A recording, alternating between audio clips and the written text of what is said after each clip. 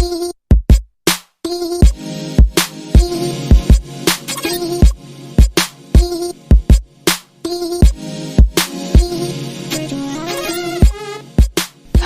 and welcome to another episode of the Arena Craft Podcast, a show dedicated exclusively to Magic the Gathering Arena.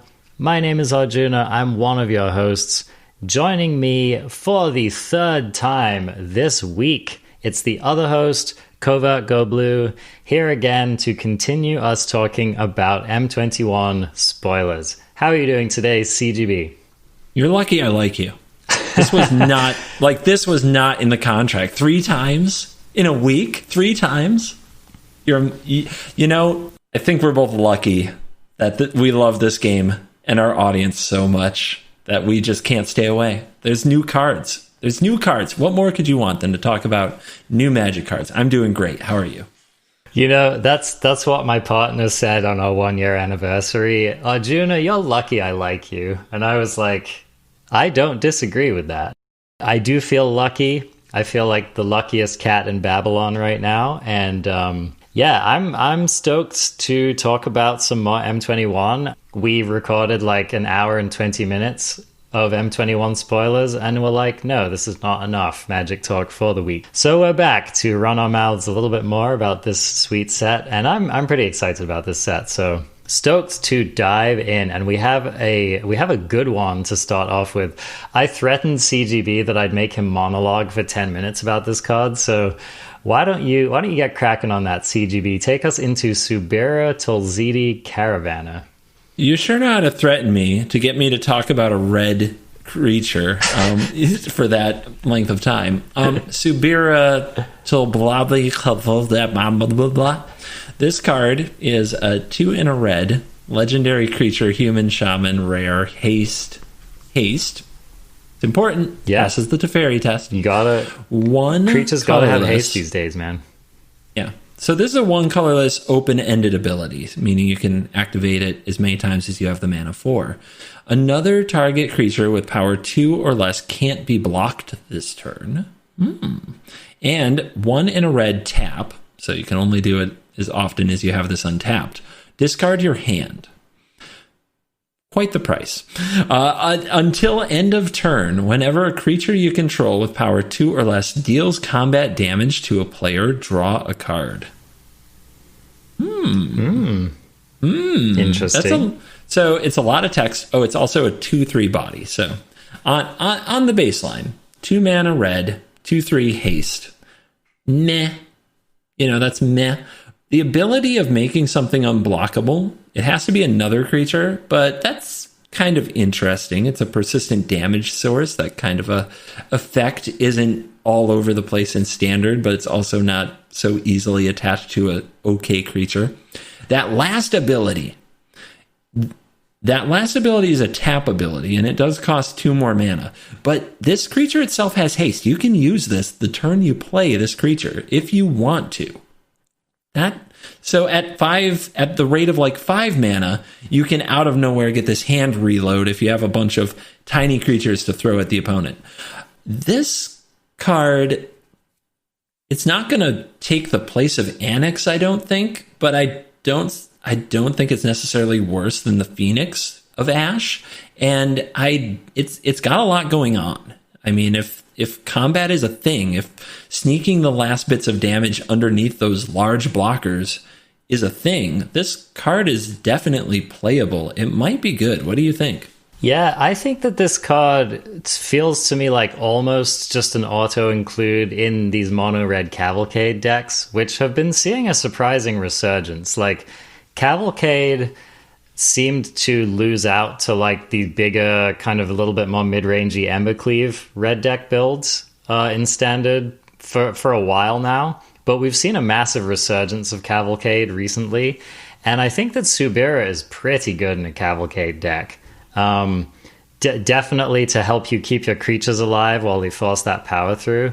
And just as like something useful to do with your mana, because I'll tell you what, when your deck is filled with 1-drops, you run out of things to do with your mana very, very quickly. And so the typical play pattern you might see with a card like Sabirah is you drop her on turn 4 or 5, and you spend whatever spare mana you have to just get a couple of creatures through. And then at some point, like let's say you drop Sabirah on turn 4, and you spend a mana and you make some other creature unblockable, and maybe you get in with Sabirah too. Who knows if the board state is amenable to that. But at that point, you've probably emptied your hand or almost emptied your hand. And then on the next turn, if you like empty out, you know, your last hasty 1/1 or something, and you have an empty hand and you just tap Sabirah down and you make even one other creature unblockable, you're already drawing cards. And of course, if on any turn after that you have any number of creatures and Sabirah and what is essentially an empty hand, you can just start gassing up basically as much as you want to.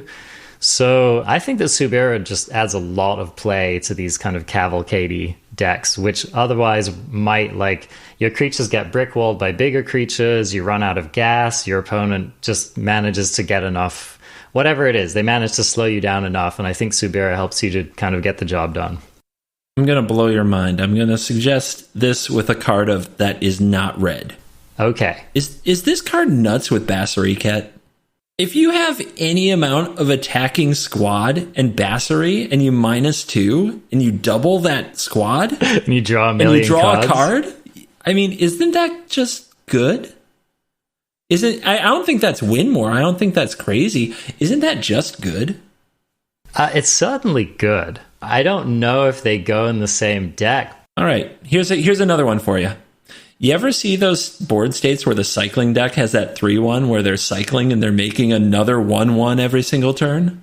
Yeah, I mean, if the cycling deck cared about drawing cards at all, that would be pretty sweet. I mean, it's just like draw 6 or 7. You only have to have 1 or 2 of these in your deck. I mean, you're not wrong. It's a pretty sweet combo. I definitely think that I think that just with the cards we have already in Standard, there are plenty of interesting things to do with Sabirah. If you make Thopters, for example, if you make like flying tokens, you don't even need to like make them unblockable. You can just get in anyway. She has a lot of options. She has some very powerful text printed on her. She's a little weak. There are a few things about her that aren't great, but she's weak to a lot of the things that the decks that want to run her in are weak to anyway. You know what I mean? So it's like you're not really paying a cost that you weren't already paying to try to win with a strategy like this.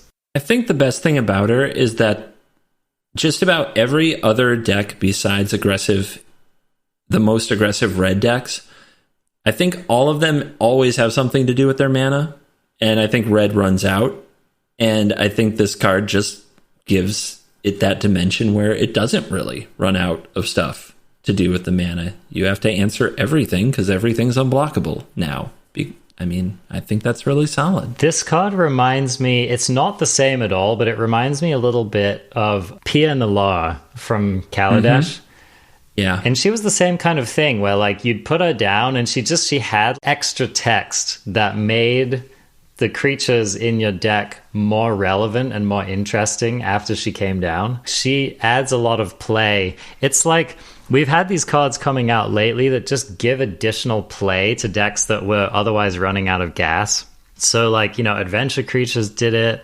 There's just like a lot of stuff in Standard right now that just gives you more to do. So yeah, I think Sabirah, I don't know. I think she's going to show up somewhere. Mm-hmm. Well, let's talk about Sporeweb Weaver. I don't know if this card's good. I guess we're going to find out. 2 and a green. Creature Spider at rare 1 for reach. Hexproof from blue somehow. And whenever Sporeweb Weaver is dealt damage, you gain 1 life and create a 1/1 green sapling creature token. I don't know exactly what the Hexproof from blue is about. I guess it's Teferi protection, so you got that going. Yeah, passes the Teferi test. Everything should have it. Every 3-drop should have it, really. It should. It also it passes the Brazen Borrower test, so this card kind of hoses Brazen Borrower on both sides, so that's pretty sweet. Also, this, whenever it's dealt damage clause, is not nothing. There are worse cards that you could resolve against an aggressive red aggro deck. Like, let's say your opponent does one of their classic things where they attack you with their Javier Dominguez, they try to like shock you or do something else to like get that first strike and finish off your Spore Web. Fervent champion. Fervent champion, exactly. You're getting 2 1/1s out of the deal when they do that. So I think red decks are going to struggle with this card a little bit. Whether it's worth running it in your sideboard just for that, I don't know. But the card's got text. I mean, I do think it's a pretty solid sideboard card for various decks that don't really show up yet. And if that changes, good. I want to throw out there that if you play this card and you have a Mayhem Devil and a cat and an oven, you can crank out life and tokens every turn by pinging this, because the damage can come from anywhere. That's true. And then if you have a Sabirah caravaneer, you can discard your hand and draw a card whenever these saprolings hit the opponent. Oh, baby. We broke it. I mean, just saying. So these are options. If you have your Raptor on turn 2 and into Spore Web Weaver on turn 2, on turn 3, you've already gained a life and made a saproling right there. Yeah, that's true. Marauding Raptor. Yeah. Marauding Raptor, right? So anyway, we have options. Except the saproling died, just so you know. Does it? The saproling gets killed. Because the saproling gets killed. Nombo. Gotta love that. All right, well, I'm going to keep my eye on Spore Web Weaver. It's probably going to have a home at some point. Okay, let's see. What are we looking at next? I heard you talking about this on stream a little bit, CDB. Why don't you tell us about Thieves Guild Enforcer? Giving me the frickin' books of text. Okay, Thieves Guild Enforcer is a black human rogue rare 1/1 with flash. When Thieves Guild Enforcer or another rogue enters the battlefield under your control, each opponent mills 2 cards. When Thieves Guild Enforcer or another rogue enters the battlefield, each opponent mills 2 cards. Okay, so it triggers off itself, and then you need Robber of the Rich, Brazen Borrower, etc. As long as an opponent has 8 or more cards in their graveyard, the Thieves Guild Enforcer gets +2/+1 and has Death Touch. So this card, on it, without the last bit of text, is a 1-mana flash for 1 that mills the opponent for 2. Now, if you add a bit more rogue synergy and or time to the mix, for 1 mana you can get a flash 3/2 Death Touch. So you heard me talking about this card, so you already know what I'm going to say a little bit. What do you have to say about this card? I basically agreed with your assessment that it just wasn't really good enough. A 1/1 flash that mills 2 is like the sadder side of underwhelming. This is a rare card, and it's like not even as good as some of the common 1/1s for 1 that we've seen in this set so far. So yeah, the bar is set. Like which card would you rather run in the average deck? This card or your Order of the Ebon Legion, right? Mm-hmm. There's a pretty massive power differential going on there. So if you can't turn on the the +2/+1 and Death Touch every single game that you play this card, it's just awful, unplayable garbage. Even if you do turn it on, is it that good? I almost. So, this is the thing. What it would take for this card to be part of a key deck, I think, is at least 2 or 3 more very playable rogues in the 1, 2, and 3 mana space, so that the mill effect practically made turning it on free.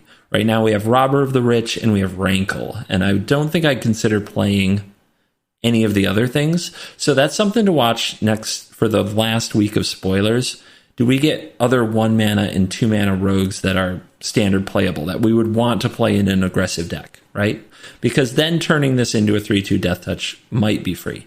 Now, here's the other problem. It's Death Touch. If we're being aggressive, we don't want our creatures getting blocked. It's nice that they trade, but we want to deal 3 damage. If this had Menace instead of Death Touch, I would be much more into it.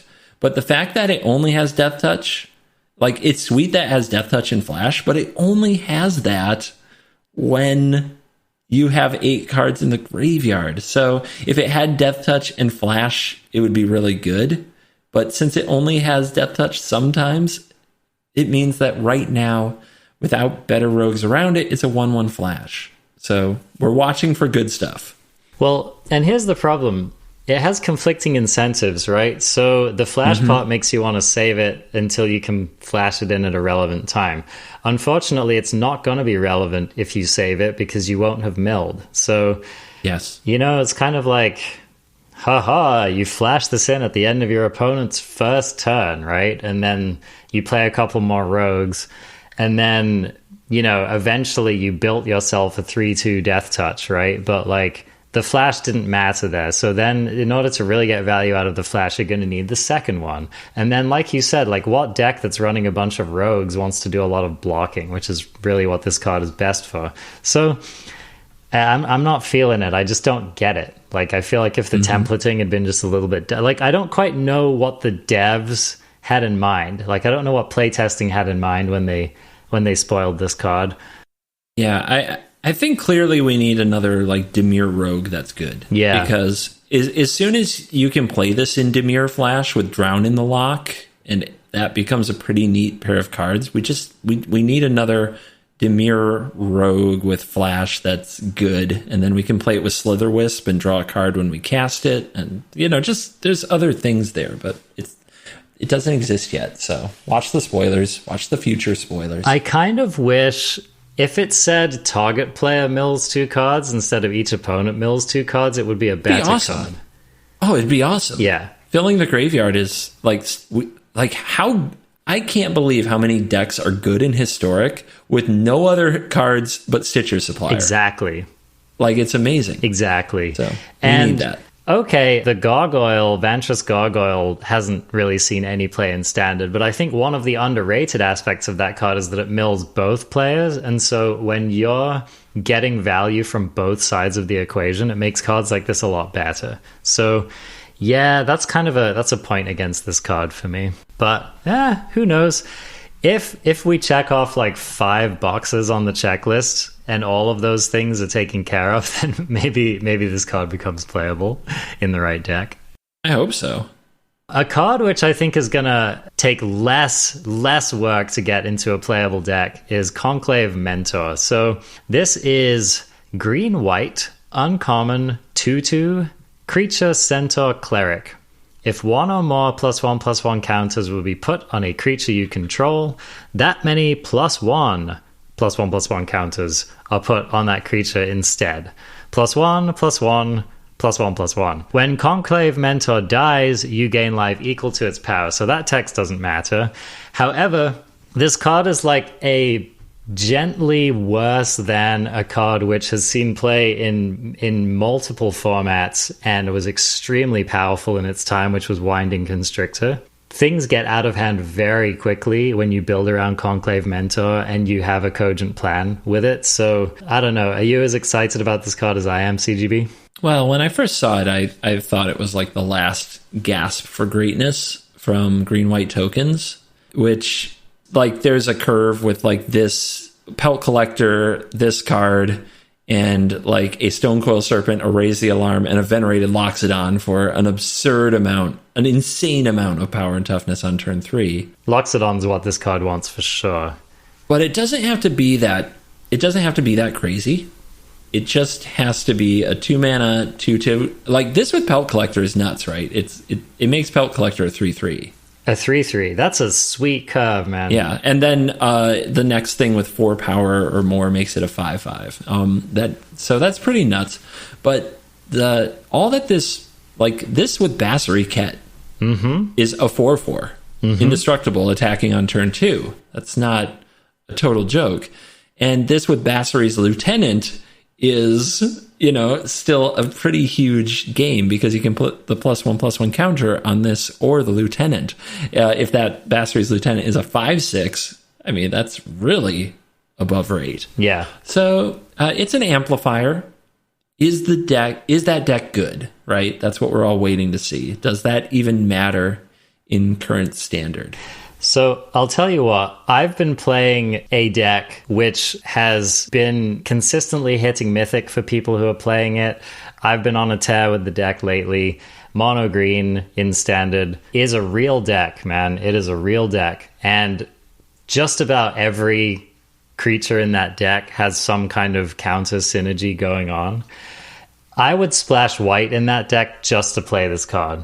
Okay. Just like you said, curving Pelt Collector into this card, into Yorvo, it's insane. It's literally insane. You end up with I'm pretty sure you end up with a 5/5 Pelt Collector and a 5/5 Yorvo on turn 3. And then whatever you play next turn, it's just off the charts. So you had to have a Temple Garden to make that play, though. You did. That's the you did. headache. So that's the downside. And it does, running white does make a number of aspects of that particular deck worse. So you probably have to have other counter synergies in Selesnya to make a build like that viable. And Yorvo is a tax, right? Like Yorvo is triple green. So that's definitely like a Christmas land mana curve. But yeah, like Conclave Mentor has many, many, many possibilities. Constrictor was in a very particular format. So like, for example, we had the Verdurous Gear Hulk in Standard, which was one of the reasons that Constrictor was a pretty good deck in Standard at the time. You do have to have certain payoffs that really make it worthwhile. Are you going to bust out the Huatli's Raptor and Gird for Battle for this card? I don't know if that's the direction I would go in. I mean, that's 1 mana for 4 power and 4 toughness. Huatli's Raptor specifically is a very compelling card with the Mentor. And I think you do highlight that if you're running cards like that in your deck, you do need just ample sources to get the ball rolling, to actually get those counters onto creatures.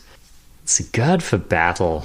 I don't know if Gird for Battle is playable outside of like feather decks, right? Or like Dreadhorde Arcanist style of decks. Maybe, though. It sure is a lot. I mean, it's a lot going on. I don't deny that. Mm-hmm. So yeah, Mentor plus Huatli's Raptor. That right there is I think a pretty compelling combo. Just keep your eye on it. Like if there are enough good cards that synergize, these decks can be better than you think they are.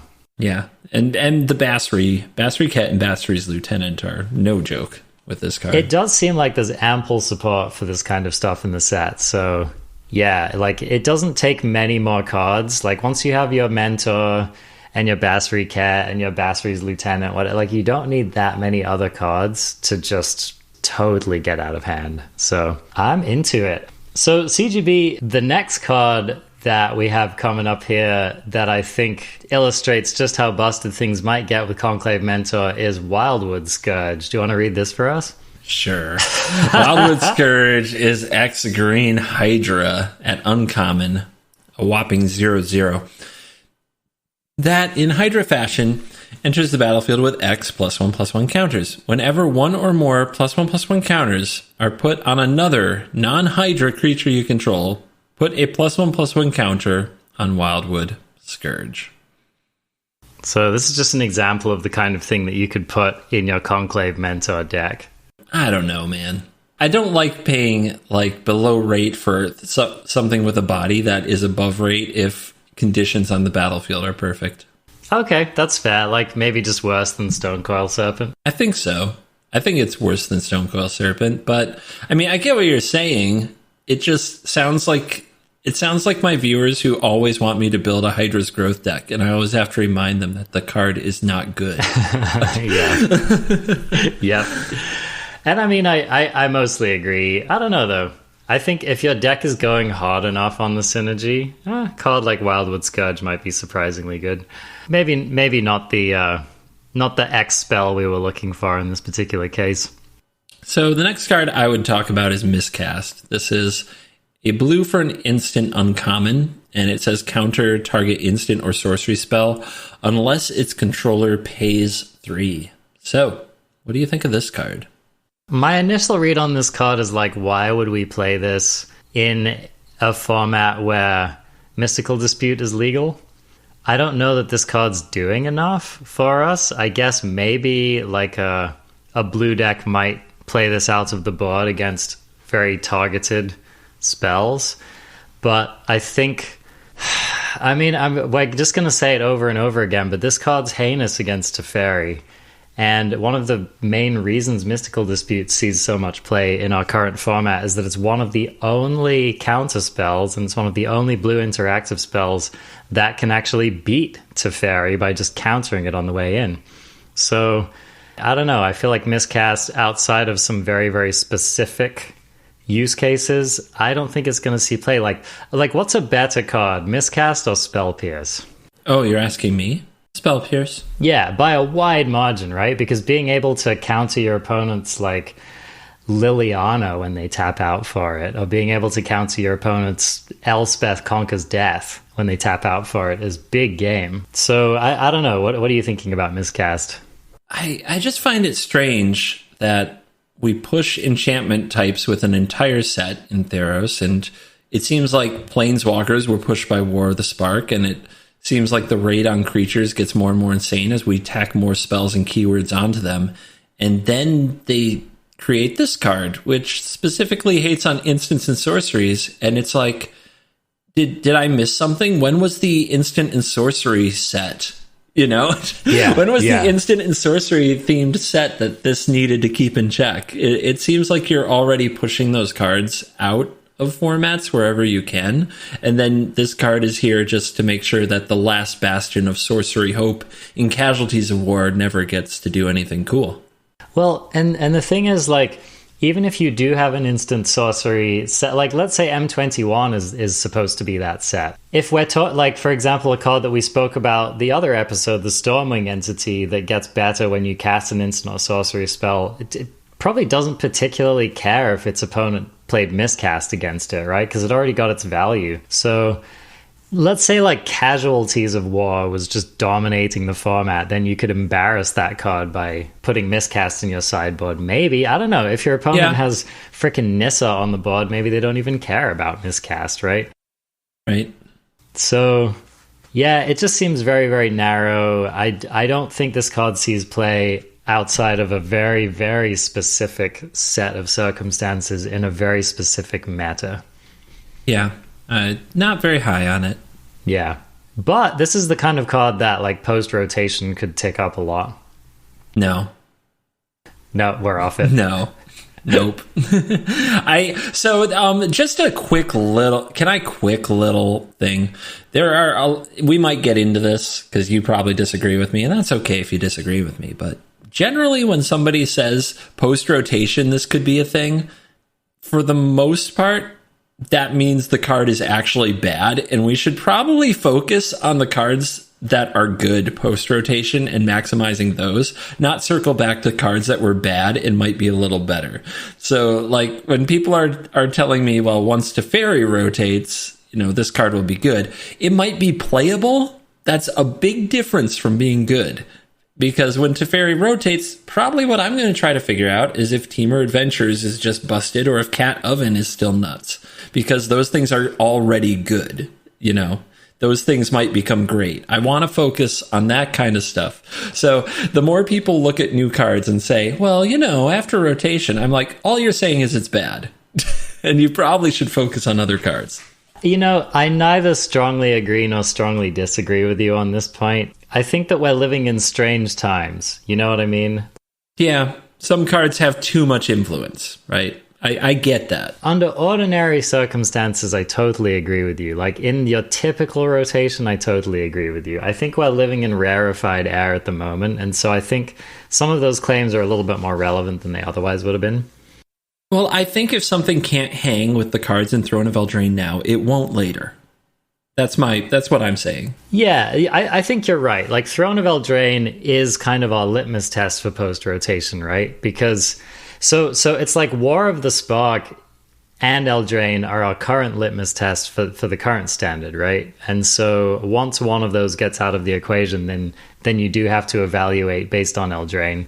And I would agree with you that Miscast is still not very good. against the Throne of Eldraine set specifically. Although it does, it gives you the ability to counter basically an adventure creature for 1 mana, which, maybe. Miscast might actually be pretty good against the Adventures deck, but actually it probably wouldn't because they just run the freaking the Lucky Clover, so it just doesn't matter. Wow, you copied one of the copies of the spell. Yeah, exactly. A+, dude. A+. You got they really don't care whether they get the creature on the backside either, so... Okay, let's talk about a card which I think actually could see some standard play. Liliana's Standard Bearer. Do you want to read this to us?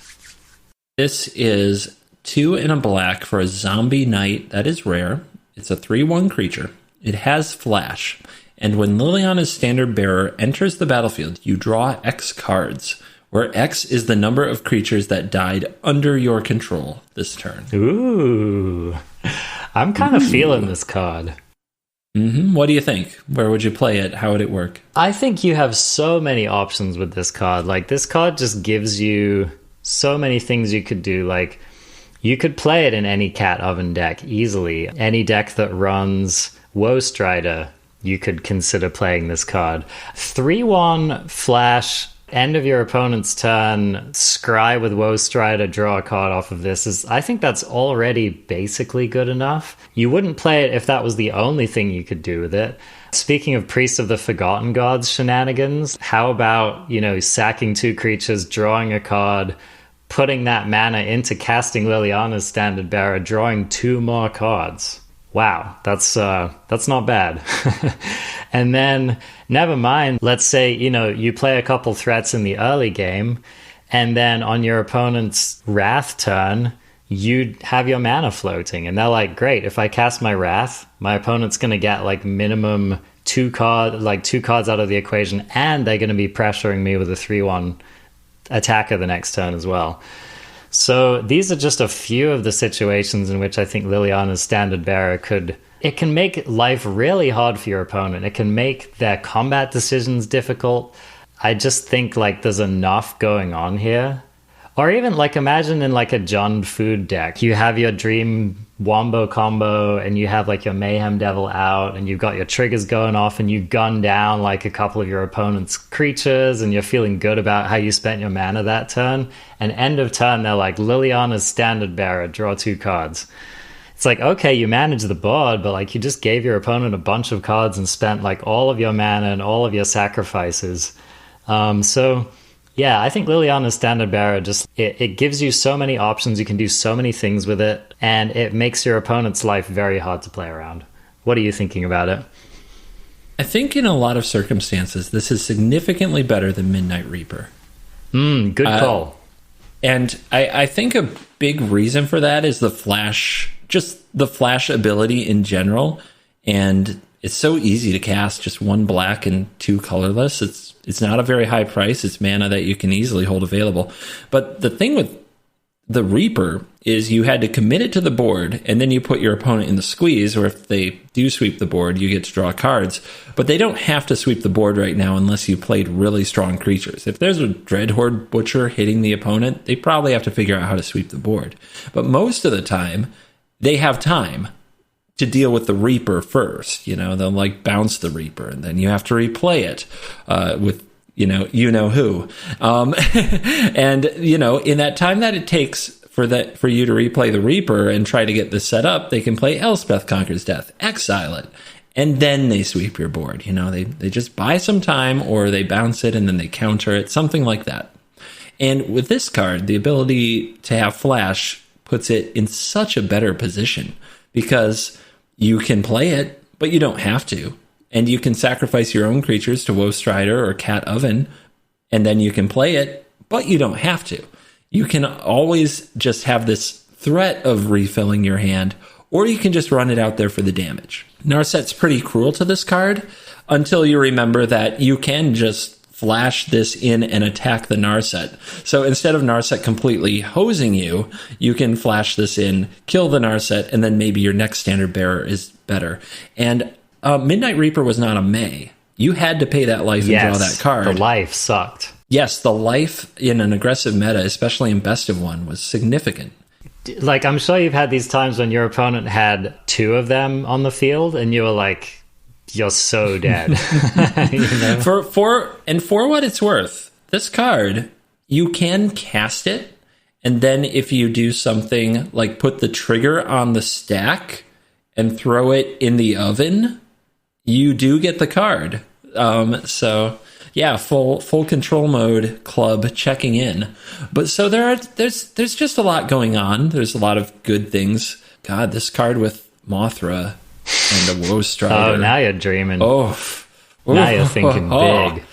Yeah. So I love this card. I think it's great. I do too. And I think the key here, which both of us have spoken about, is just flexibility. Like, we want our cards to give us options. We want our cards to be good in multiple situations. Liliana's Standard Bearer really covers us. And here's the thing, is that I think people are going to get used to wanting to flash this in and be tricky. But you can just attack your opponent, make some trades in combat, and just play it second main. You know what I mean? Mm-hmm. Yeah.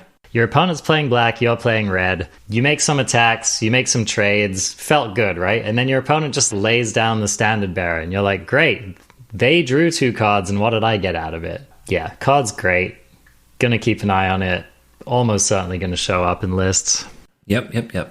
Awesome. All right, we've got a bunch of different arts. Approximately how much alternate art is there in this set? Because infinite alternate art, that's the future. All the time, everywhere. This card stood out to me and I liked it, and so I'm going to talk about it. Ranger's Guile. 1 black, instant. Target creature you control gets +1/+1 and gains hexproof until end of turn. So is this card Veil of Summer? No, it's not even remotely as good as Veil of Summer. But I don't know. I think like my mono green deck could definitely be interested in running a card like this in certain matchups. So I don't even really know there's much else to say about it. It's just that this is a 1 mana protect my creature, buff my creature, and that can be pretty good sometimes. Yeah, this card is fine. Blossoming Defense was better. Strictly Agreed. better, and then they reprinted kind of the lower one in a power creep format, which is strange, but this card still might matter in occasional spots. It'll get somebody, that's for sure. If you're building a budget aggro deck, like you know, you're free to play player, or you're just warming up to standard, you will get some people if you run some Ranger's Guile. Definitely. And you know, you're right, Blossoming Defense was a substantially better card, but like Blossoming Defense saw a surprising amount of play. It really was a role player in the standard that card was in. And this card is basically that card minus. So that card was the same card, but +2/+2. So this is most of a Blossoming Defense. These cards are good. You should consider playing them in your green decks. Do we need to talk about Brash Taunter? I mean, it's a rare and it's a goblin. I'm sure some people are here for it. Okay, why don't you take us through this one? Okay, fine. What have I done? The Brash Taunter is 4 in a red for a goblin rare with indestructible. And I believe this is a 1/1 creature, but I need to confirm because you need to scroll. Thank you. It's a 1/1 creature, and whenever Brash Taunter is dealt damage, it deals that much damage to target opponent. And for 2 in a red, Brash Taunter fights another creature. So you get 5 mana for a 1/1 indestructible that the more damage you deal to it, the more the opponent takes. Why 5 mana? Is this just going straight into your Star of Extinction deck and there you go? God, historic memes. No, I'm not playing this. But I would want to point out that it is fight another target creature. Unlike many fight mechanics, you can fight your own creatures. So if you control an Impervious Great Worm, you can dome your opponent for 16. So that's a thing, I guess. Why did they decide this card needed to cost 5 mana? Couldn't this card have cost 3 mana and still be like fringe playable? 3 or 4, yeah. That's what I'm wondering. Apparently they are being really cautious with this ability. It's not something that they've put on something like this. The deal damage to target opponent has been tested, but never with a fight built in. But yeah, this Unless I'm missing something, this card looks bad. Here's one thing I will say about this card. Let's say you're playing like a big green creature deck, and your opponent manages to get a Brash taunter down, you know, and you're looking at your 6/6 Yorvo or whatever, and you're like, man, like, do I really want to attack into that thing? So, yeah, that is part of the equation for sure. I mean, when this thing's on blocks, you're going to feel pretty bad about it, but 5 mana, it's just too many mana. Let's talk about Kaervek the Spiteful. This creature interests me. 2 black, legendary creature, human warlock at rare. It is a 3/2. Other creatures, not your opponent's creatures, there's no qualifier. Other creatures get -1/-1. Are we in for this card? I'm trying to think of where this is good. And I'm struggling because 4 mana is a lot. 3/2 bodies, super vulnerable.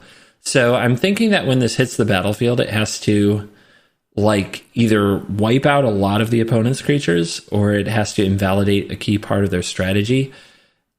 Yes, I know somebody's going to be like, cat oven, we finally did it. We finally stopped the cat. But I mean, the sacrifice effect is most of what makes that good. So just the cat still enters the battlefield. It still sacrifices the food. Trail of Crumbs still triggers. Mayhem Devil still triggers. So none of that feels like I'm stopping that deck. And otherwise, the theoretical tokens deck that we keep talking about possibly existing doesn't seem that realistic. If the 3/1 indestructible, you know, if that card, discard a card to make this 3/1 creature indestructible. I forgot the name that's in the set. If that card is widespread, this is an answer. But the fact that it hits all creatures is weird. I'm not feeling this card. You know, I think you bring up a good point. This card could be good against like exactly something like a Selesnya tokens deck that's aiming to make a bunch of 1/1s and go wide and stuff. Like a deck that doesn't run much removal, which is also leveraging a bunch of 1/1s. It also fails to cast Venerated Loxodon or Unbreakable Formation completely. See, this is the problem, right? Is that +1/+1 counters are a thing, and any deck putting counters on tokens, this card's going to be woefully inadequate against. So, yeah, the more we talk about it, the worse it looks. Somebody's going to spark double it. If you can't resolve this and immediately just like wrath your opponent's board, then it's probably a no-go. Okay, I'm super interested in this one, CGB. Do you want to read Niambi Esteemed Speaker for us? Sure. Niambi Esteemed Speaker is a white and a blue for a 2/1 legendary creature human cleric at rare. Flash. When the Esteemed Speaker enters the battlefield, you may return another creature you control to its owner's hand. If you do, gain life equal to that creature's converted mana cost. And for 1, a white and a blue, there's a tap ability. Discard a legendary card. Draw 2 cards. This is a heck of a weird card, man. Yeah, there's a lot going on here. That whole legendary line of text is just like that's a real curveball on this card. Mm-hmm. Yeah. I mean, I guess that the joke here is something like you play a legendary creature, you get some value out of it, you flash this in, return it to your hand, you discard that legendary card and draw 2. Yeah, works with Fibblethib the Lost. You saw a lot of cards. Oh, there you go. All right. We did it. We broke the format. I don't know. That sounds a bit dirtily to me. It sounds like an interesting card to throw into Blink, and it's kind of neat that it can save a creature. You know, it can just save something from a removal spell or a bad situation. Just having a 2/1 flash human isn't on its own completely terrible. The discarding a legendary card is potentially flavor texty, quite honestly, because it is really expensive. You can use it as your 3rd turn, but there are a few things to keep in mind here. You can discard Uro, and then Uro's ready to escape from the graveyard. So that's kind of a take along with Fibblethib the Lost. Return another target creature you control. I'm thinking of like Night of Autumn. There's various things. It's not completely terrible. I want to take it to Historic just really quick because this card with Mox Amber is kind of sick. Yes. Yeah, I was totally thinking about this whole like historic, legendary, Kethis, what, etc., Right. etc., all of these decks, right? There's got to be something there. Emery Mox Amber, this card is like a lot of graveyard going on. Like a ton of graveyard is going on there. And actually, so this is pretty sweet. You're often casting Emery for 1 blue mana, and then if you're returning Emery to your hand and gaining 3 life, and then casting it again for 1 blue mana, it's a pretty good transaction on the mana front. Mm-hmm. So things like that can end up really mattering. It can buy you time to get your combo off. A lot of these combo decks just need another turn. And I think, let's say your opponent attacks you with some creatures, you block one of them with Emery, you flash in Niambi, return it to your hand, you've prevented that damage and gained 3 life. I don't know, it's just like there's a lot of options here. I also really like the idea of resetting an adventure creature. So if I bounce my Brazen Borrower and I get to use Petty Theft again and I gain 3 life from that transaction, that seems definitely useful. There's the position of bouncing your Dream Trawler for 6 frickin' life and then wrathing the board. It's pretty good. I mean, how many times? I don't know about you. I play a lot of blue-white decks, and I often have a Dream Trawler on the battlefield with a Shatter in hand. Yeah. Yeah. It's interesting. This card does have one of the nicest... So a lot of the problem with running cards like this is drawing multiples of them, and Niambi takes care of that pretty handily, so... Yeah, that's true. You just pitch another copy for 2 cards. Yep. On its own, it's kind of threatening to do that. Mm-hmm. So, there's enough going on that, like, this is worth considering. 2/1 flash creatures for 2 mana that do interesting things, like, you shouldn't count them out, because if this card blanks a removal spell and gains you life and gives you another enter the battlefield trigger off of something relevant, you really got a lot of value. And then, like, let's say next turn you untap and you use Niambi's ability and you discard another Niambi and draw 2. Niambi just did a whole heck of a lot for you right there. So pretty cool. All right, a tricky card which I think you're going to see more of than you think you will is Unsubstantiate. This is 1 and a blue instant. Return target spell or creature to its owner's hand. It reminds me of Ether Gust. Now, it's not as good as Ether Gust because it doesn't blank your opponent's draw step if they decide to keep the card, and it doesn't remove it from relevancy if they decide to not keep the card. However, the ability for Unsubstantiate to hit things that aren't just red or green is pretty big. And this can be a massive tempo play, and it's also a very flexible card. I remember last time Unsubstantiate was in Standard, it didn't see a ton of play, but cards like this can just generate an incredible amount of tempo. Like, do you think there's a place in the Standard format for Unsubstantiate? No. All right, you're off it. I'm way off this card. I think it's a trap. The value in Aether Gust is the card the opponent doesn't get to draw. It's either a removal spell or they don't get their next draw step. Like, this is not an even card. The tempo is nice, but you can generate that in other ways, in my opinion, like playing proactive cards that are good instead of holding up mana to spend 2 mana to maybe stop one of their things. The last time this was in Standard, I don't think it was good there, and I think this Standard is 100% more pushed than, like 200 to 300% more pushed than that Standard. I honestly believe that. So, like, compare this to Tyrant Scorn. How much play does Tyrant Scorn see? Just about nothing. Yeah, but Tyrant Scorn can't, you can put an opponent's counterspell back in their hand without Substantiate. That's pretty cool. Who cares? But who cares? Like, it might matter a lot, man. Like, this is... I don't know. What 2 mana? I think winning Counter Wars is one of the reasons this is a cool card, I think the best case scenario is you're talking about a situation where you have 5 mana, you play Teferi, they play a counterspell, and you bounce the counterspell, and now they're stuck with it, and Teferi's on the board. Exactly. Now that sounds cute, but the counterspell that they're playing is Mystical Dispute. So they cast it again because it only cost them 1 freaking mana, dude. That's true. I mean, that's a good point.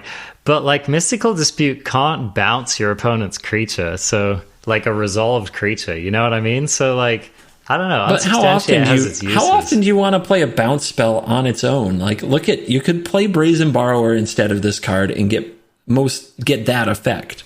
Would you rather have a free 3/1? I would. But Brazen Borrower can't prevent your opponent from casting a counter spell, you know? So it's, I don't know, like these games that you're talking about, like nobody plays them. Nobody. How much Narset's Reversal is getting played? That's better than bouncing a counter spell. Comparison. You don't. No, you're talking about a mode of this card that you think is great, and Narset's Reversal is a better version of this in that position. The whole reason this card is good is that you have both sides of the equation, right? Like that's the flexibility's nice. If it said target permanent, I would be close to the same page, but it doesn't. It says target creature or spell. That's fair. Like if you could return an opponent's Nissa to their hand after they'd resolved it, like, yeah, maybe we're talking, but I'm not saying no one will play it. I'm saying no one should. Okay, that's a fair assertion. Yeah, I think that this card, like, I'm definitely not advocating that you should play it a lot, but I don't know, like, in matchups where tempo is important, this card can be very annoying, and you can get owned pretty hard by this card, so keep an eye out for it. Okay, so my current nominee for the most broken card in this set is the next card that I want to talk about, which is Discontinuity. Which, if cast on your turn, we'll get to it in a second, is the same cost as Unsubstantiate. So you can tell me which of these is better after I read this card. Oh, please do.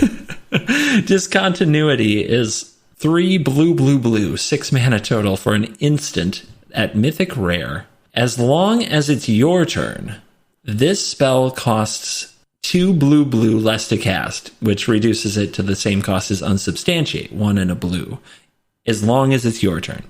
So, then the following text is one simple sentence and a period followed by a book of reminder text, which I'm going to read to you as well, because I'm going to mess this up. End the turn, period. That's it. End the turn. Turns now, here's over. Now, if you've never played with this effect, it's actually really counterintuitive. Like, I never get this right, so I'm going to read the reminder text. Exile all spells and abilities from the stack, including this card. The player whose turn it is discards down to their maximum hand size, damage wears off, and this turn and end of turn effects end. So, oh boy, is there a lot that you can do with this card. Yeah, I think you better just open the floodgates. Give us, like, from the ground up, what is this good with and how would it work? Just as an example to get people's brains spinning around this. Okay, so clearly you're playing Discontinuity in a deck that wants to go long. Okay, so we're going to start with that. Like, you're not playing this in, like, your random blue-white flash deck. You're not playing this in most decks. The kind of decks that run Discontinuity are the kind of decks which are happy to untap, like have your opponent untap in the mid-game and be interacting. This is not a card that necessarily jumps right into existing archetypes. However, this card is so powerful, it is absolutely worth seeing what you can do. Okay, give me a situation. Blow it out. Come on. Give the people an idea. All right, off the dome, all right? Your opponent untaps, plays Casualties of War. You play Discontinuity. Not only do you counter their 6 mana spell, but you just end their turn. They're done. Mm-hmm. You untap. You get to do whatever you want, all right? Yeah, if they didn't plus a planeswalker, they don't get to plus that planeswalker. If they didn't attack with a creature, they don't get a chance to attack with a creature. Yep. Okay, next thing. At the end of your turn, your Wilderness Reclamation, your Team of Wreck opponent tries to explosion you. Nuh-uh, it's done. Like, they cast the spell, and they don't get anything. The turn is over.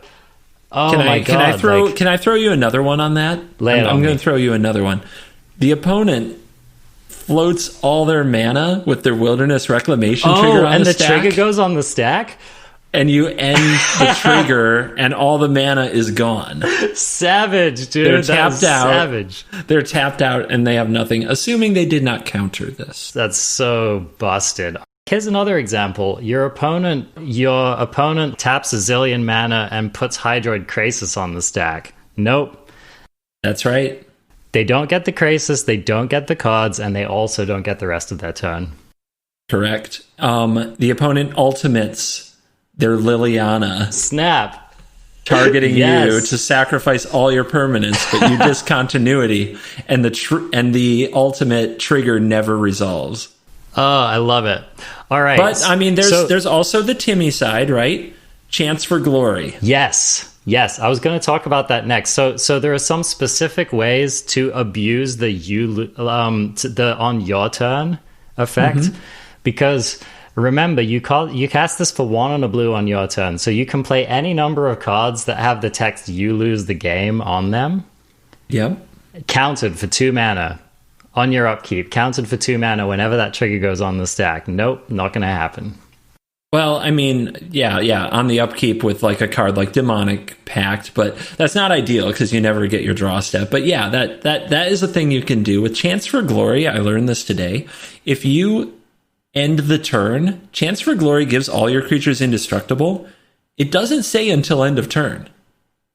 It's permanent. Wait, really? Yeah. Read the card. It doesn't say your creatures gain indestructible until end of turn. I did not know that. The creatures are indestructible for the rest of the game. Yeah. That's kind of genius. That's not a joke. That is for real. Oh, I love it. So I think that one of the best interactions for this card is Shark Typhoon. When the opponent cycles Shark Typhoon on your turn, you can play Discontinuity. They don't draw a card, and they don't get a shark. Yes, I love it. And I mean, granted, you have to be willing to end your turn there, but that's your end step. There's probably nothing to lose. Yeah, exactly. So here's a few other things that happen. In Historic, you can exile Nexus of Fate. Oh, snap. That's so amazing. Okay, you can also cast this in response to an opponent's... not necessarily that you would play this in your creature deck, but let's say your opponent tries to settle the wreckage you or something. You can just be like, I'm noping out of this combat step, right? Yeah, for any number of reasons you can get out of combat. Yeah, and like another example, your red opponent, they have a bunch of stuff on the board, like this is the Embercleave turn, right? Or this is the turn, like this is a big combat turn, whatever, and like your opponent puts their Embercleave on the stack, like they drain their stuff off of their Steamkin or something, right? You can just declare a bunch of blocks. Your opponent can do a bunch of stuff. They're like, haha, you're dead. And you're like, with your Embercleave on the stack, I end the turn. Your Embercleave gets exiled. I untap. You're dead. Like you're tapped out. You're done.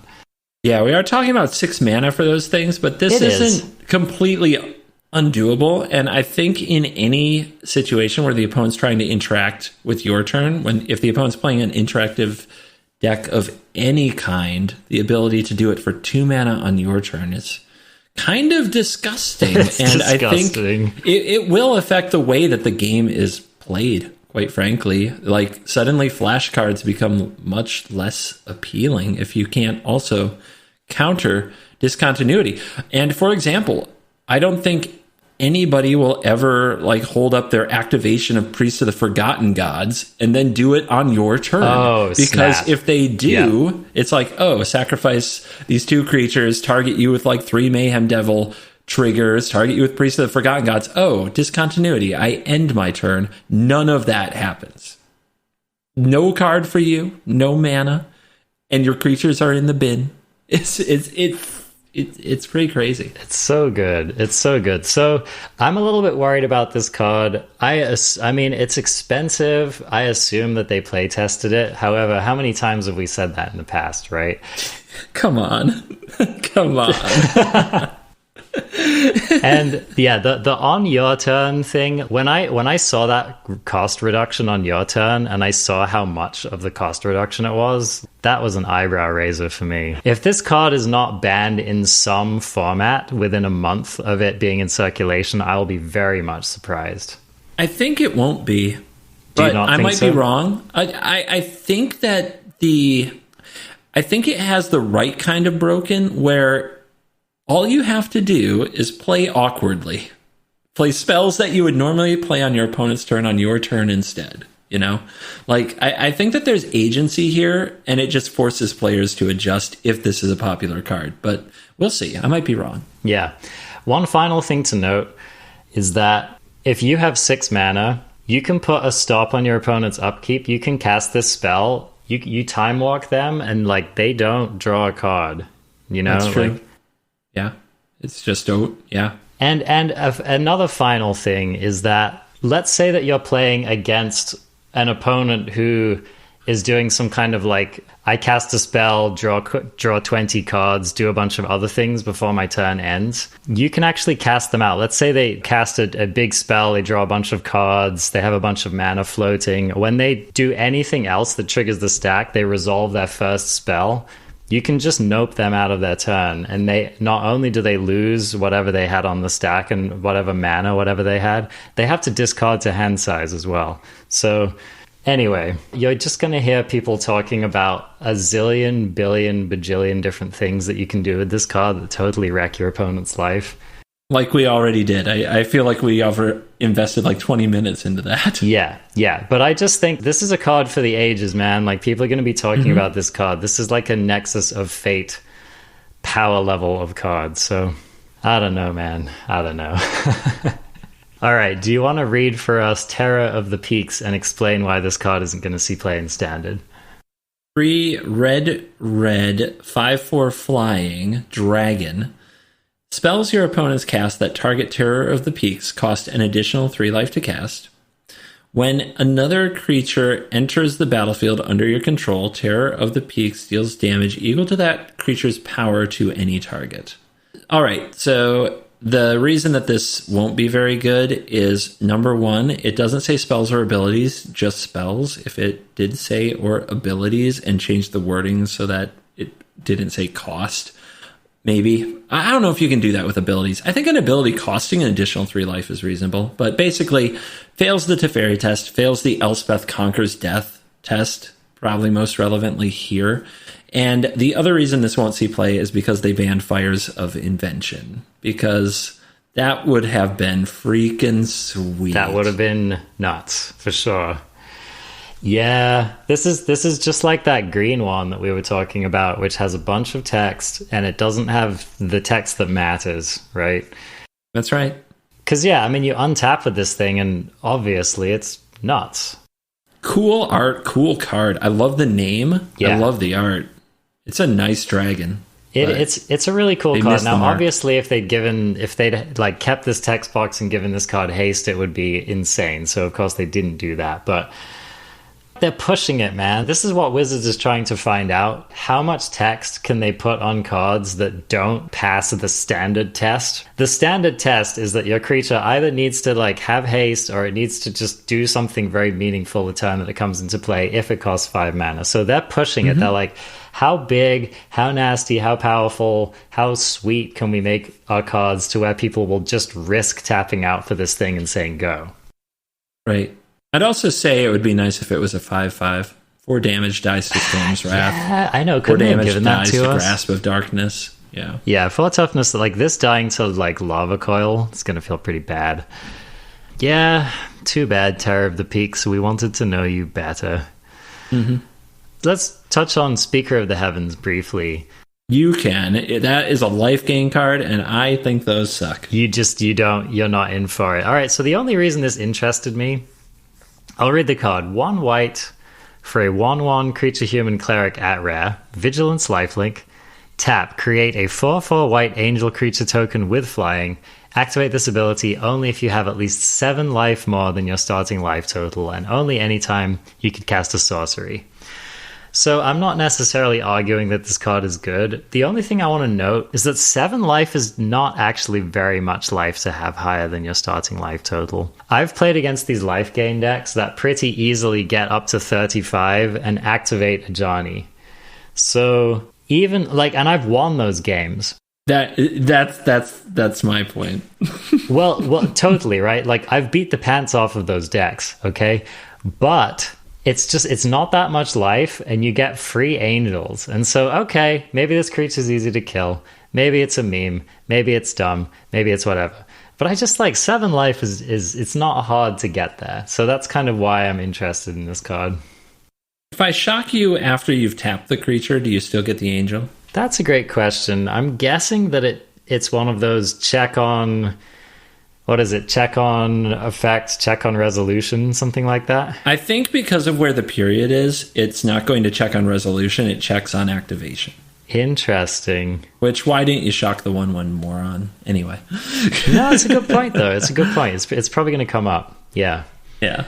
So, again, maybe this life gain thing is just a meme, but I don't know. That's a lot of angel for not a lot of additional life. CGB's off the life gain, so maybe I'll skip over this Griffin Airy. No, I won't. I want to read it. I can't believe you skipped the one before it if you're going to talk life gain. That card's almost good. Oh, yeah? Okay, let's talk about this one briefly then. Do you want to read it for us? It's a Silver's Moat Ghoul. This is 2 and a black for a zombie vampire. Please notice both types. That's pretty hype. They don't usually put them together. This is a 3/1 creature. At the beginning of your end step, if you gained 3 or more life this turn, return the ghoul from your graveyard to the battlefield. Yeah, that's pretty not nice. Your hand. And for 1 and a black, open-ended, so you don't need... You can do this without summoning sickness. Sacrifice the ghoul to draw a card. Here's the thing about this card, all right? I want for this card to be rare, and I want for it to cost 1 less generic mana, and then I'm in. You want it to be 2 mana for a 3/1, and you want it to be rare, and then you're in. I think for 3 mana, this card's not good enough, even if you have a strong, strong life gain deck. So here's the thing. I don't play life gain decks. Those can go straight to the trash. And I don't plan to pay 3 mana for this card. Yeah, 3 mana is the problem. I plan to get this directly into the graveyard. Oh, okay, so you mill it. And then get it back. Yeah. You either mill it or discard it, right?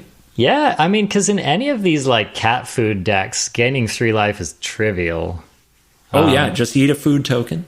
Yeah, I mean, you can do can't you do a loop?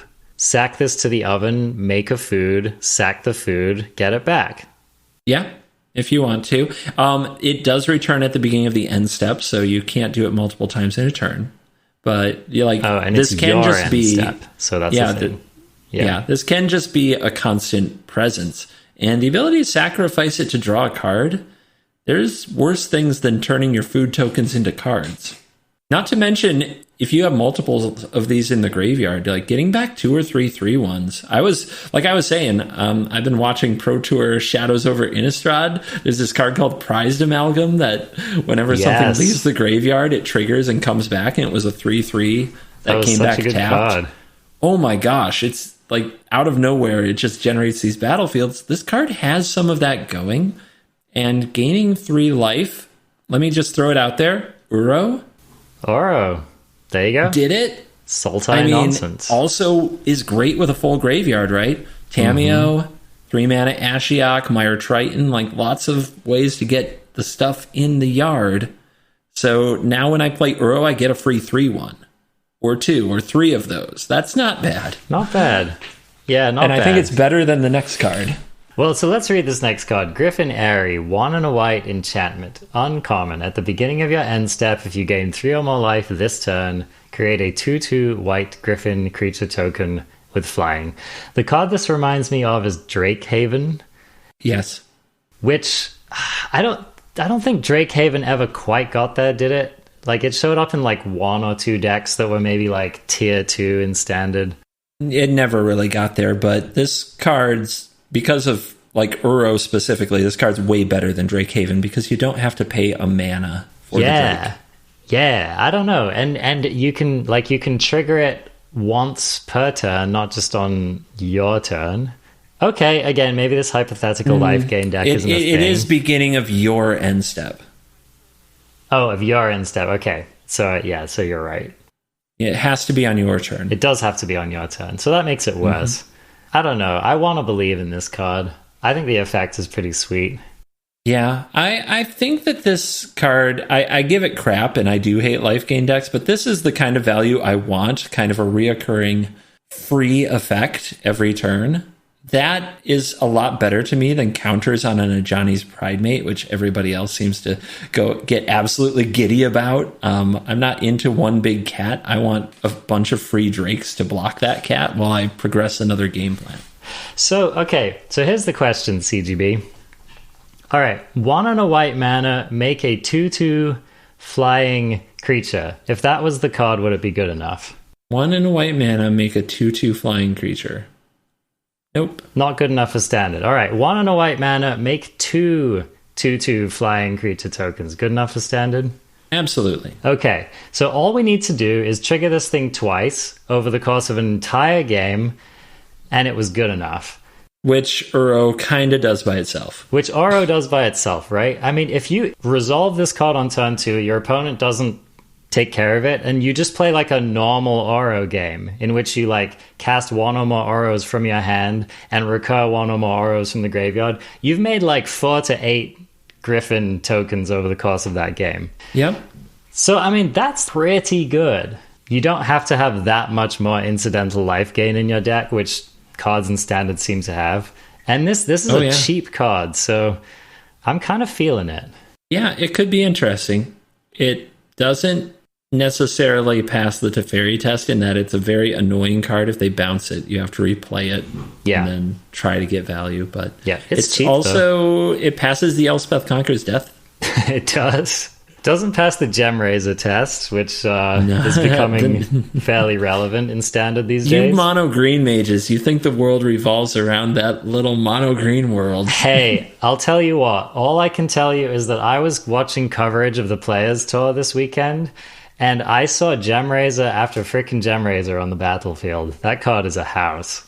I'm not saying you're lying. I'm not saying that. But I am an unabashed green mage. Now, speaking of unabashed green mages, let's talk about this next card, because I actually think this card is pretty sweet. Animal Sanctuary. Oh, man. You're not feeling it? He's not feeling it. Go on. Okay, land. Rare. You can tap 2 out of colorless mana, or you can pay 2 and tap it to put a +1/+1 counter on target bird, cat, dog, goat, ox, or snake. Dinosaurs were ignored. Yeah, dinos were an oversight. This card right? would have been Jurassic Park, man. This is clearly not where Kahira hangs out. This is clearly Isle Nebula, and they missed it. All I'm saying is, I think that this card's better than it looks. That's all I'm saying. Oh yeah, you got some oxen looking for some counter juice? I mean, the oxen are admittedly an under-supported tribe in Magic. I'm thinking more about birds. I think that there are plenty of birds that would love to wear a counter. Yorion, we did it. Oh, finally, we did it. Yorion is Game playable. Over, chat. Yorion is playable, guys. Game tell the world. Over. This card reminds me of, what was that card? It was like during one of those Eldrazi sets, and it had a similar effect, and you could put a +1/+1 counter on a colorless creature. Oh, man. That not card, playable. It wasn't playable. Yeah, not really. It was. Nope. Yeah, it was. Nope. People played that card. That they shouldn't have. Okay. Look, well, and this card's the same thing. That's just like your opinion, man. You can't afford, especially if you're in a creature deck, you can't afford to miss a drop because your mana produced the wrong freaking color. You can't. And this is 3 mana to put a counter on something. 3 mana for a +1/+1 counter. You rolled your eyes, mister, at Geared for Battle, adding 4 +1/+1 counters for 1 mana, but sign this boy up for 3 mana for 1 +1/+1 counter on a weird creature type. You get it every turn, my friend. I would rather pay 1 mana for 4 of them than 12 mana for 4 of them over the course of 4 turns. Call me crazy. I think this card's sweet, man. And I'm all about those birds. I think that getting those counters on your flyers is going to be sweet. This card is trash. Okay. So Arjuna gives it gas. CGB, gives it ass. The deepest, darkest of ass. Okay, all right. You're leaning in. All right. So we're getting to the end of the spoilers we've seen so far as of this recording. I wanted to talk about. All right. You know what? Let's just skip up to the good stuff. Just hit it. All right. End on the highest note. Well, okay. I'm going to end on the second highest note. All right. Because Palladium Myrrh, I think, is actually really sweet. You've got to be kidding. Dude. Okay, if you guys could see the two cards that are on the screen right now, I just assumed we weren't going to talk about Palladium Mirror, but nope, do it. Fine, I'm not reading it for you. I'm not doing it. Oh, okay. Oh, I'm doing this. Palladium Mirror, all right? 3 mana, artifact creature, mirror, uncommon, 2/2, tap to add 2 colorless mana. Are you not into this card? How could you be into a 3 mana 2/2 that doesn't pass the Teferi test, dies to Bonecrusher Giant? I mean, do you not remember that Gyre Engineer is like in the format? This is colorless, my friend. You're gonna play. So what? Which deck are you running this in? Is this your Timmy Big Red deck? Is this gonna ramp you into triple damage to everything? No. Is that what this nope. is? Ugin. I got my eyes on Ugin, friend. Dude, you need. So if you're gonna play Ugin, just play Cultivate. Just play Uro, and I still don't even think Cultivate is very good. Like, what other deck are you running this? You do know just because it makes colorless mana doesn't mean that Ugin requires that you use colorless mana to cast Ugin. You can use mana of any color. Therefore, you can play good cards to cast Ugin. I think that colorless is being pushed in this set, and I've got my eye on this mirror. No. This card sees 0 play. It's going to see play from me, my friend. I believe that, and I'm not changing anything. I think Palladium Mirror is freaking sweet, dude. Why? I think this card's great. Can you convince me? Like, you can't just say Ugin. If you have you produce 6 of the 8 necessary mana for Ugin, and you're reliant on a 2/2 not dying. That also happens to be an artifact, which you just mentioned the Gemraiser test. It doesn't pass the Gemraiser test, which is really unfortunate. I totally agree with that. That's what's holding it back. But, like, is this card better than... Okay, is this card better than Llanowar Visionary? You would probably say no, right? Not even close. I think this card's better than Llanowar Visionary.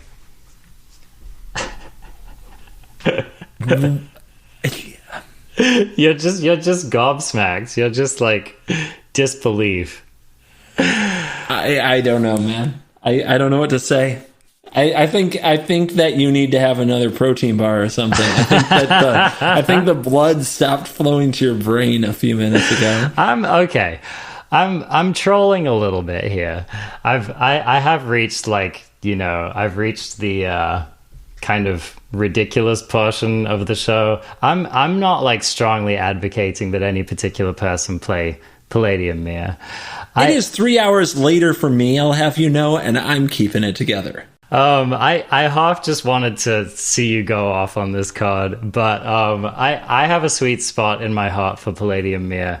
I think that this card is pretty sweet. I'm going to be trying to build around it and see what we can do with it. All right, so let's pass on to the headliner here, the headliner of the set. This is maybe my favorite reprint in this set. I don't know, this or Ugin. It's tied. All I can say is that the cat ovens are not going to love to see this guy show up on the scene. Take us over the finish line, CGB, and read us this wonderful card. Scavenging Ooze. You may have heard of it. 1 and a green, Ooze. Rare. 2/2, for a green mana, exile target creature card from a graveyard. If it was a creature card, put a +1/+1 counter on Scavenging Ooze, and you gain 1 life.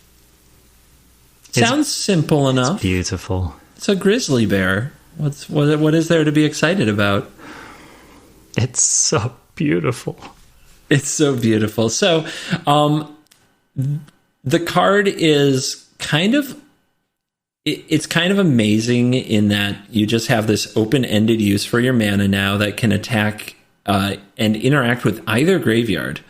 And the +1/+1 counters on this are no joke, and neither is the life gain. It's kind of amazing how many times watching older formats like Modern and Legacy, games I didn't expect an Ooze player to win, just this card taking over.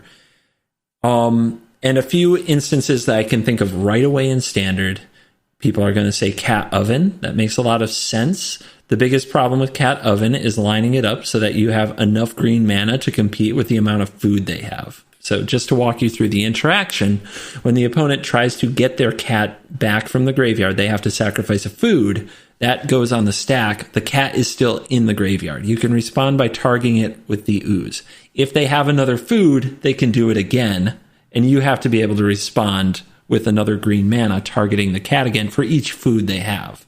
But on the bright side, you can run them out of food at the cost of like 1 mana each, and when they're low on food, go for it again. So it's an interesting interaction there. The other deck that I think this was needed for is cycling.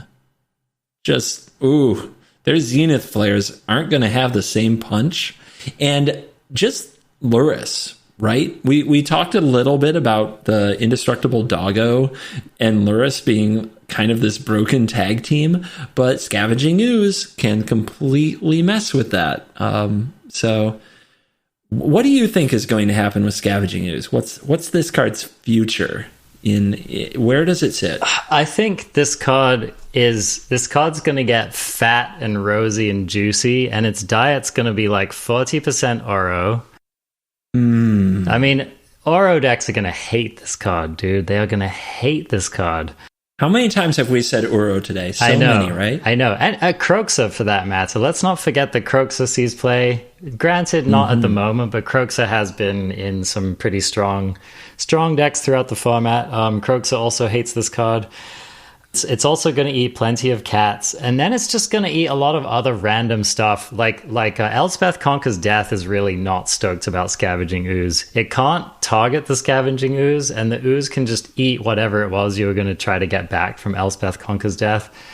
So that's a super relevant interaction. Once this guy is rampant in the format, you're going to learn exactly how much you like your graveyard and how much you rely on your graveyard, because Ooze is just going to nope it all away. This thing quickly becomes a 4/4, and then it quickly becomes an 8/8, and you're losing to it. So that's like, this thing's doing a lot of work. And you're totally right. This card isn't even like super embarrassing against a mono red deck, you know? Like you could have some interactions throughout a game, do some blocking, etc., etc. You can eat your own creatures from the graveyard, right? So the mono red deck, you know, could do some interaction, and you could drop this on turn 4 and just gain 2 life and put 2 counters on it.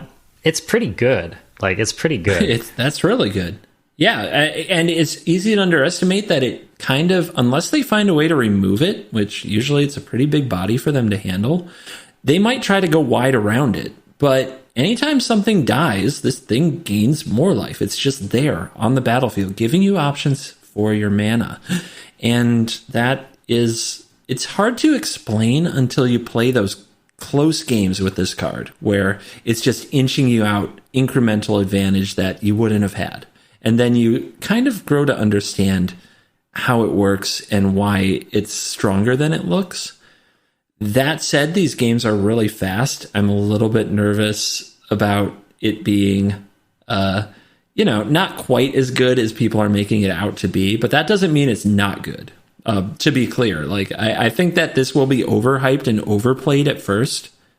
So I think it will settle down as the format gets a little mature, but it will still be a player. I think it will still be a player.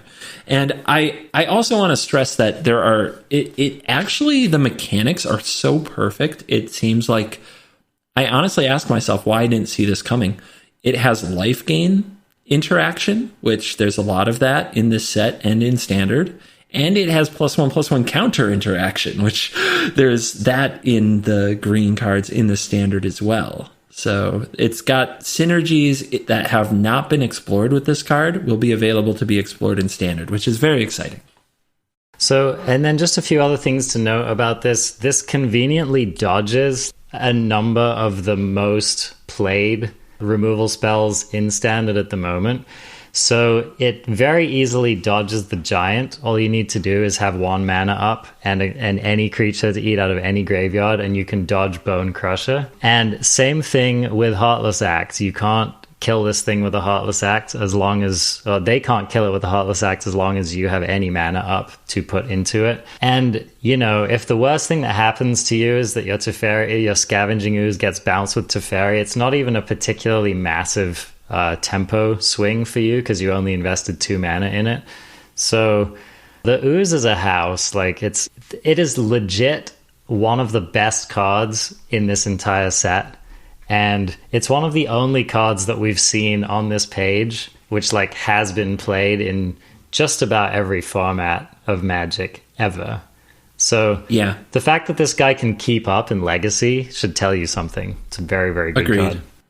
All right. Well, that catches us up to the cards that have been spoiled as of this recording.